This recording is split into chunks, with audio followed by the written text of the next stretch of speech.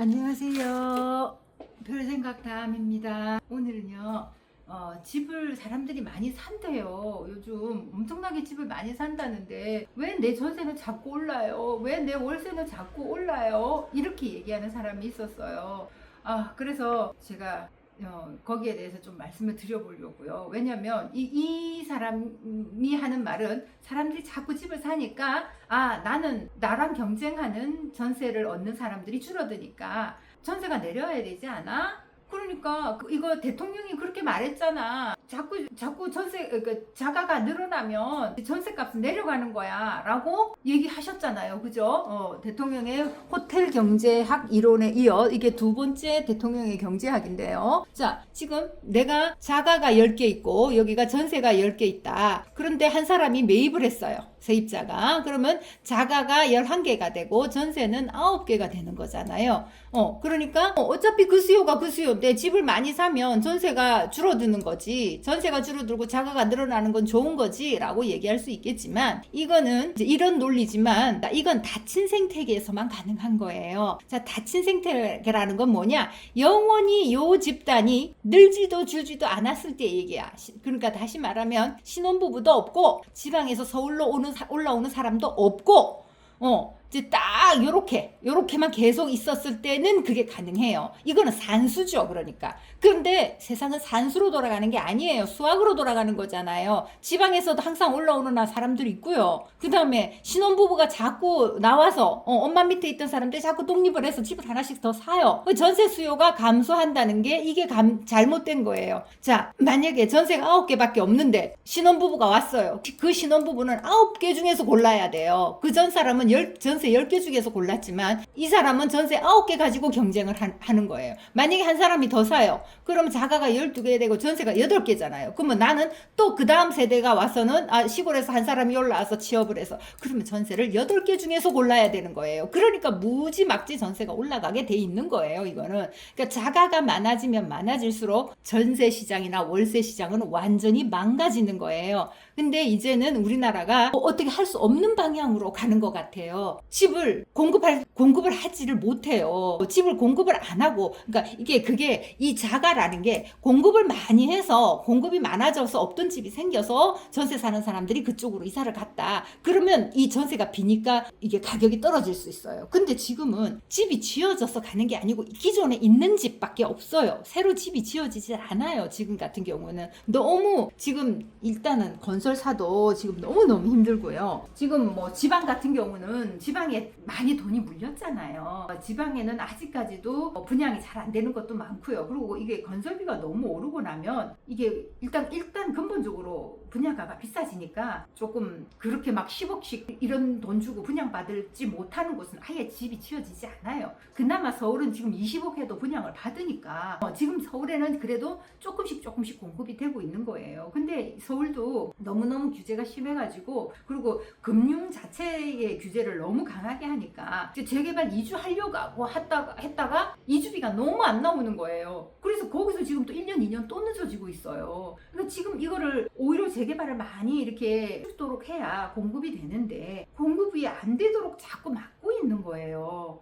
건설사도 이런저런 규제 지금 규제가 많죠. 그리고 자꾸 지금 건설 비용이 자꾸 올라가요. 이게 어디까지 올라가는지 모르겠어요. 정말 무서울 정도로 올라가잖아요. 정부가 진짜 잘못하고 있는 게 1가구 1주택 정책이에요. 1가구 1주택 정책을 포기를 해야 전월세 시장이 안정이 돼요. 문재인 때는 전월세 시장이 굉장히 안정이 됐잖아요. 그때 왜 문재인 때는 그럼 전월세 시장이 안정이 됐냐? 집값은 많이 올랐어도 전월세 시장은 굉장히 안정이 됐거든요. 그거는 뭐냐? 그 사람은 그때 그 당시에 주택임대사업자 정책을 했어요.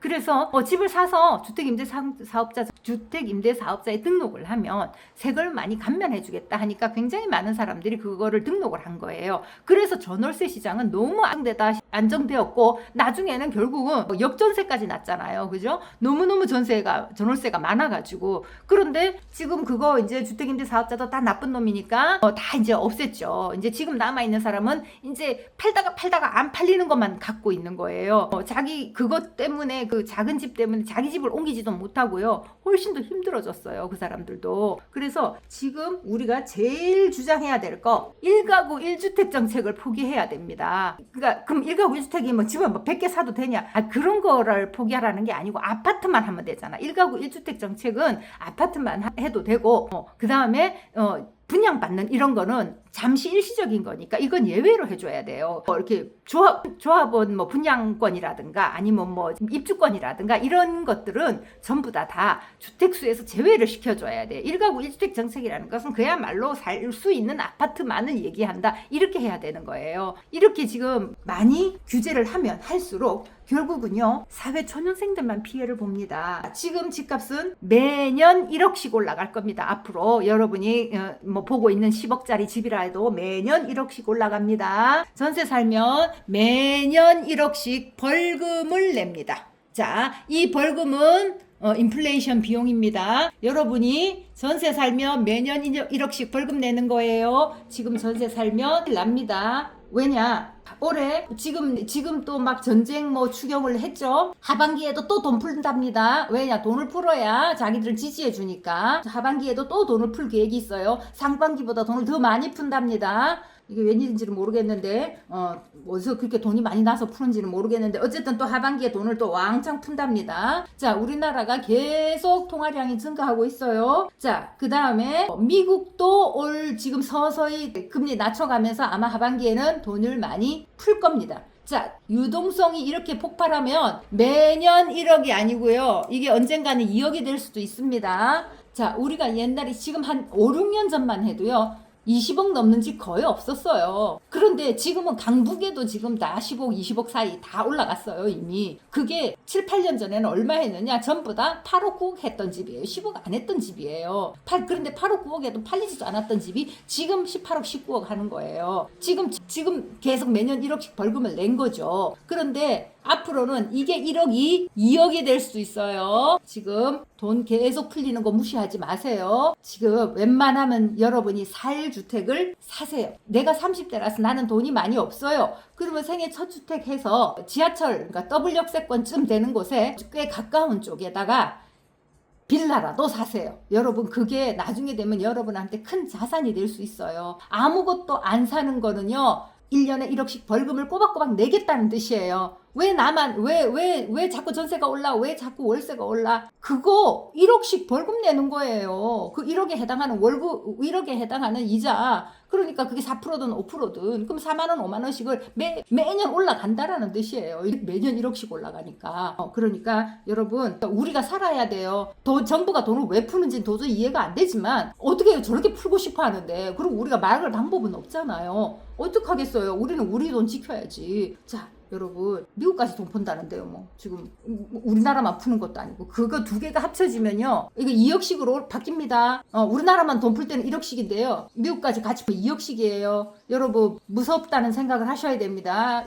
이러한 인플레이션은 우리 지금 50대 60대도 본 적이 없는 인플레이션이에요. 그러니까 여러분은 정말 나중에 가면 진짜 죽고 싶을 만큼 힘들어질 수 있어요.